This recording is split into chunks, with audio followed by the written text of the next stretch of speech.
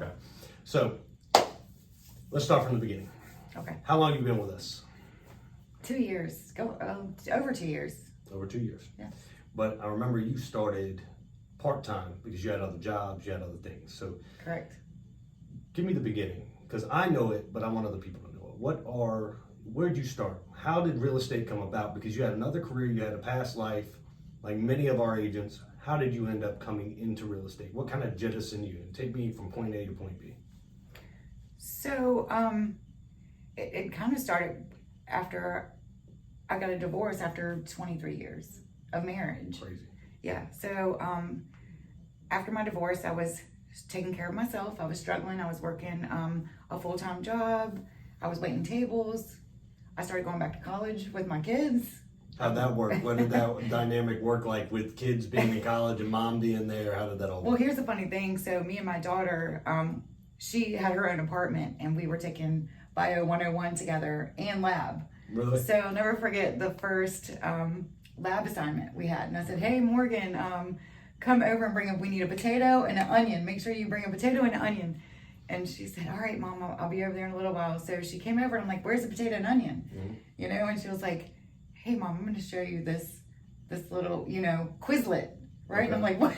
What's a Quizlet? Quizlet is, I guess, what college kids use to help you get your answers in for college. So Kind of like a study guide? yeah, it's like a study guide. Got it. All right.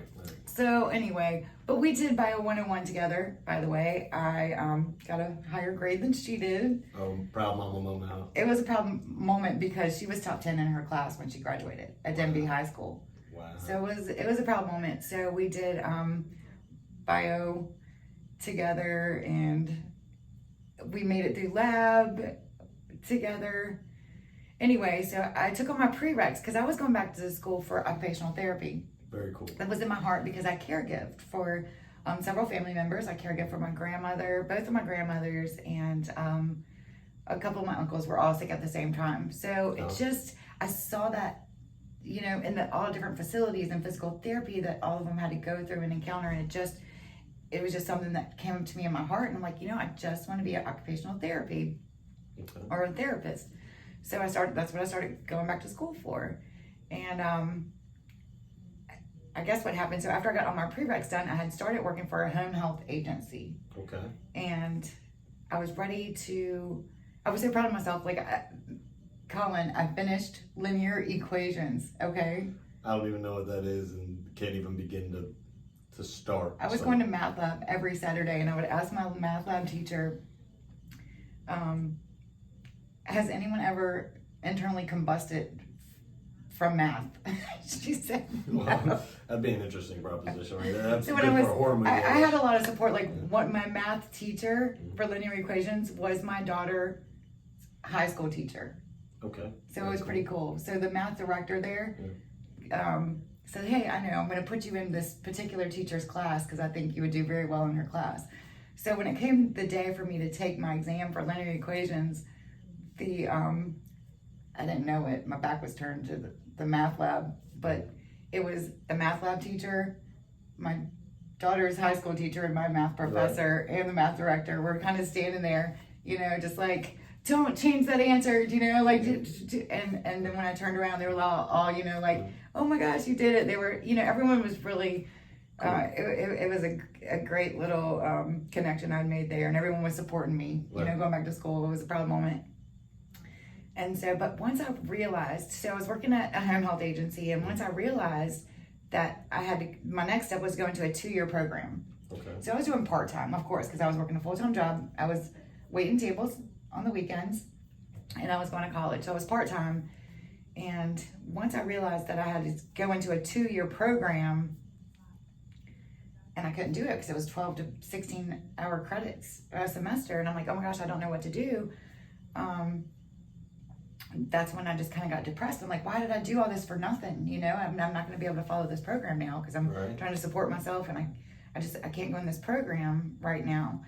And so that's when Greg Garrett, I ran into him by a mutual friend, and he said, Amy, and I was talking to him about it, and we had run into each other before, and he remembered me, and he said, I really want you would be really good at this. I know you would be. Mm-hmm. I really would like for you to join our team and You know, you be able to support yourself, you be independent, and I know you're going to be great at it. So that's what started it, you know, and Truth be told, you are good at it, because Oh, how many houses have you sold this year already? gosh, I think 15. 15 houses in your second year in real estate. Have you stopped yet to realize how monumental that is? Like, the average real estate agent nationwide, 6 to 8 houses a year. Wow. And they've been in longer than you, most of them, right? Because Yeah. of the tenure in real estate. Because once you get past the 2-year mark, most people drop out. We know those stats. But you've done 15 in year 2. Have you ever stopped yet to realize like how great you've done in a 2-year span of time? Because I remember that first listing appointment, because I went on it with you. That's right, you did. And it was actually through somebody you already knew. Yes. So they trusted you.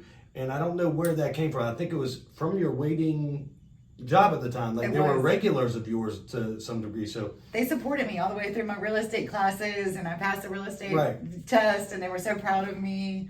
So how did, like, from that point to now selling 15 homes in this year, like, tell me about the ride. What did we do in that to help you get there? Because a lot of it's your own hard work. You realize that. You worked for it. You worked double jobs. You went to college. All your narrative is you're working for it. And that's what you've done here. Y'all set me up for it. You really did. So once I passed the real estate exam, I was still working full time. So I was just doing open houses my first year. Right. So then rolling into my second year, what I ended up just kind of lifting up my feet and going all in. So I decided to go on faith, and I just quit my full time job, and I came in with just on faith. Just on faith. I said, okay, I'm all in. I'm going to do it. This is what I want to do. I don't want to clock into the office every day and be, you know, working in a unhealthy environment or something that limits me. Mm-hmm. So I was ready, and I didn't know how ready I wasn't. But with you guys, with going to GGU that you guys offer here, and all the support team that's here, I was missing all that. Right. Being a part-time agent, I wasn't connected with people in the office, and now everyone that was there for me, it was scary, you know, just like my first sale and my first listing, you know, it was just, you don't know what to do until you encounter it. Mm-hmm. But everyone here was so amazing, and just saying, hey, there was always somebody here to answer a question, you know, or make me feel like, I know it's scary, but we've all been through it, you can do it. You know, and everyone lifted me up and just supported me and answered all my questions and made it happen, you know? So how cool is it, though, that it's come full circle where you've kind of integrated yourself. You're in here every day, you're out working, but you're a part of this whole thing. And you've actually helped with our domestic violence month. You've become very close with the person that kind of catalyzed this whole company to stand up for it, because she gave us a reason, Miss Lisa Wallace. You become really tight, and you've gone and like driven this whole thing, helping her drive it further. Like, so how's it feel to kind of be a part of now, not just doing well, but now doing it within the community in a bigger space? I really, thanks for pointing that out. I'm sure people are wondering why I have this purple streak in my hair. But yeah, I mean, the community here at Garrett Realty Partners is just amazing. Like, we all are here to love on each other. We're all here to support each other. When one person is going through something, we all are going through it. When people are going through hardships, we're there to support them. When people are doing well, we're here to support them and cheer them on, no matter what. And I've found a new family here. It's basically what it is. You know, I have a whole nother family, and I'm happy. I'm excited to come to work every day and learn more. You just if you sit in the office and you listen to people's stories, you're learning, you know. Well, we have some fun though too, right? We have some fun while we're at it. So how's this now imparted? Because your daughters were going to school at the same time as you, and y'all were enjoying that. Now, what's the trajectory? Since you're doing well in this, you've seen the pathway, you're doing so many things. Are they going to get into it? What are they looking at with Mama now? Because Mama's kind of come out of this cocoon, become this butterfly, and in every sense of the word, right? You had past histories that were your testimony that have turned you into doing something that has given you freedom and helped other people out. So how's that going to help your daughters? What are they going to look at doing? Well, one of my daughters has actually come down. I injured my foot and was walking around in a boot showing houses.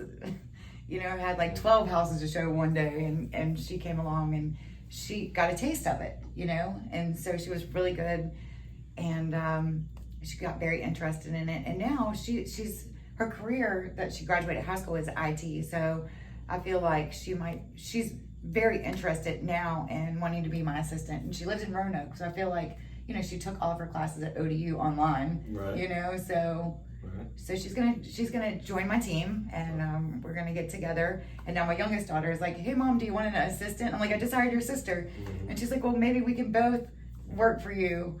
So what makes me feel good is that I have become independent. You know, now I can support myself. I'm still very conservative. You know, I'm still very conservative because I didn't grow up with money, you know, and I've always been very conservative, very manage my money very well. And so yeah, Morgan and you know, now what's great is that my two oldest daughters that live, one in Blacksburg, one in Roanoke, they want to open their own business. And so I'm super supporting them. They want to organize people's homes. So they started with my office and they interviewed me. So they came in a couple weeks ago. Tell them to come look at mine. Yeah. Really? Well, you maybe. Well, because Tabitha and Leighton, you know what I mean? They organized me, but still I mess it up every chance. Well, this is my office at home. Gotcha. You know what I mean? Because I do work from home a lot, which is great. So, you know, they came in, they interviewed me, and they said, hey mom, we want you to be our, you know, our guinea pig. We want to start our own business. And they interviewed me and they said, how will your office be functionable? And so and they're IT too. So they said my computer, my printer, they've got me all set up. So now they're looking at doing this. So in full circle, you now also, from what I know, because again, we talk. So you've got a boyfriend and you have now come into a whole thing that where you said you're very conservative, everybody can see the purple hair, but what they don't know that I know is that you actually like to be around the Harley guys. That's true. So That's you like true. to be around the Harley guys. Like you go to the shows when they have the bikes and you do all that stuff, you ride, right? So we've got a lot of good connections there. Love Harley. You don't look like the typical bad girl kind of thing, but you're definitely into it. So it's kind of like, how's that? Are you going to get your own bike? Do you have your own bike already? I don't have my own bike, but I do like to ride. Okay. I got to actually be at Rolling Thunder in Washington, D.C., and I worked for Harley Davidson in Washington, D.C. for that weekend. Right. And it was probably 8,000 people there. Insane. It was just the stories that you hear. Right. Honestly, they hired me there, and the people that came through, like 5,000 to 8,000 people. Could you imagine? Insane. The volume of vendors and the bikes. They would shut down the whole roads, you know? It was just, and the people were just so respectful. That's what I love about Harley people, is that they're so respectful. So I'm like, went to, you know, do a check around the whole dealership, and I'm like, you know, it looks like the trash needs to be taken out. We really didn't have anyone designated to take the trash out, but honest, Collin, I'm telling you, beside all the trash cans were stacked up nice and neat. Plates, cans were stacked up so nice and neatly beside. And when I started taking out the trash, everyone got up and started helping me and helping me take out the trash. And it was just the stories and the POW trucks. And I met, you know, Montgomery Gentry was there. Wow. And some NFL announcers were there, and some guys from Terminator were there, and it's crazy. Got a lot of good pictures with a lot of good people. But it, you know, it's just heart and soul in the Harley world. You know, in the bikers world, it's heart and soul, and it's just a lot of good people there, and I love it. So since that's a hobby that I just kind of put out there, what are your other hobbies? Like, what else do you love to do for you? I guess I would probably have to say I'm 50-50 when it comes to beach/mountain girl. You know, so I kind of grew up both. Cool. You know, I grew up, my family was split, so I always either lived at the beach or went to the mountains. So I grew up hunting and fishing and riding dirt bikes and ATVs, and I was just kind of a, you know, tomboy growing up. I love to go shoot guns, and you a good shot? I'm a good shot. I'm a good shot, okay. I'm a good shot. I got my own. I think we were talking about us doing getting people together. Yeah, we're gonna get people together for that. Yeah. So I won't hold you too much longer. I got one more question. It's always my MacGuffin question, and so it'll take you in a whole different direction. In the end, you've accomplished so much in a small amount of time. Where do you want to see your real estate take it? Like, where do you want to go now? Now that you're free, now that you've done all these things, in the end, when you could say it's all said and done, my daughters are doing this, what do you want? Like, what do you want to see done? Like, what do you want accomplished at the end? I guess my ultimate goal has always been my family. really. You know, I love my family so much and my daughters, and we try in our busy lives, we really super try to get together a good 2 or 3 times a year. Very cool. And we try to make traditions and things that we can count on throughout the year, things that make you look forward to being together. So what I would really like to do is, you know, try to find some investments that maybe I could work on and get some, maybe a beach house, maybe a mountain house, I don't know. Maybe both? Maybe both. So you could split time 50-50, right? That's right. Okay. Maybe both. Maybe both, yeah. I really appreciate everything you've done. You inspire me, you inspire others. Obviously, you're a big part of the family. And so I look forward to having another conversation with you here soon. You're awesome.